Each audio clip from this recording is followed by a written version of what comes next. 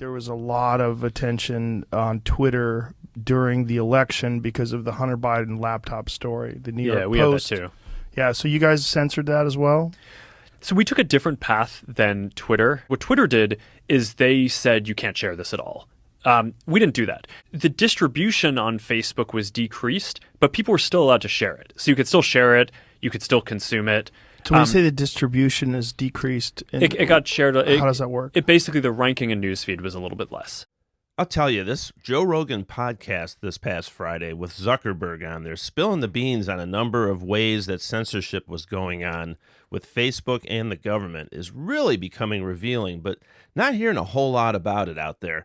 But this little section of the podcast where he acknowledges the Hunter Biden laptop story was suppressed, and he uses different words and ways to explain it, but at the end of the day, it all comes down to the big question: would voters have voted differently in 2020 had they known the truth about the Hunter laptop story, instead of the whole FBI angle that it was Russian disinformation, which then went out to all the media outlets? So fewer people saw it than would have otherwise. Did they specifically say you need to be on guard about that story?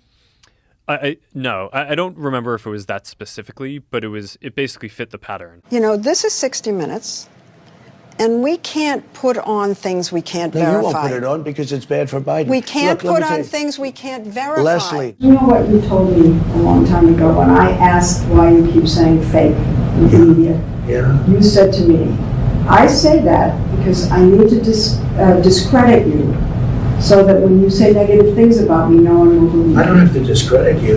But that's what you told me. You've discredited yourself. You told me that. Leslie, you've discredited yourself. When you say that you're not going to cover Biden, you're going to ask him what flavor ice cream he has, okay? That's not Instead true. of why did Hunter get $3.5 million from Moscow? Instead of why is an energy company paying your son $183,000 a month or whatever they're paying him, and he has no experience in energy. You know, you discredit yourself. I don't have to discredit you. Mr. Chairman, I have a unanimous consent request. Gentlelady from New York is recognized. I'd like to submit for the record TIP Insights, a New Jersey-based Institute of Policy and Politics poll conducted of over 1,000 adults between August 2nd, August 4th of 2022 showed that 8 in 10 voters, if they were made aware of the Biden laptop, that would have been determinative in changing the outcome of the election. It also demonstrates that 61% of Democrats included in this poll would have changed their vote. Submitted for the record. If more people knew about the Hunter Biden laptop story, would it have changed the results of the 2020 election?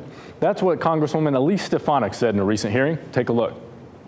According to polling, of the people that were made aware of the Hunter Biden laptop story, 53% would have changed their vote, including 61% of Democrats. This is the definition of election meddling. Stefanik said 53% of people polled about the story would have changed their vote, and that's based on a recent survey by TIP Insights, which asked about 500 people this question you see up here. Now, take a look at the top bar. You'll see 17% said they were not very likely to change their vote. 25% said they were not at all likely to change their vote, and that's in the orange and the red. Then in the blue, 28% said they were very likely to change their vote, and another 25% said they were somewhat likely to change their vote. Somewhat likely. Stefanik clearly exaggerated the poll results here because that light blue group, while maybe intrigued by the question, was still non-committal about changing their votes. This is also just one poll from a group that describes itself as right-leaning, so not exactly an authority on how Biden's 81 million supporters might have behaved differently. And that's why the Truth in Media rates Stefanik's claim false. Read the full fact check at WRAL.com. The FBI made clear their concerns about Russian disinformation ahead of the 2020 election.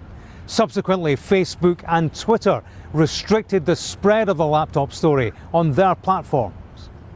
Joe Biden won the 2020 election. The laptop story wasn't given the scale of coverage that might have been expected. So what do you think? Do the comments that Mark Zuckerberg made a couple days ago confirm that there was a cover-up with the laptop story, and that there may have been a difference in the results of the 2020 election had Facebook and Twitter not covered up this story? Let me know in the comments below. All right, move on. Nothing to see here. Please This hurts. Nothing to see here,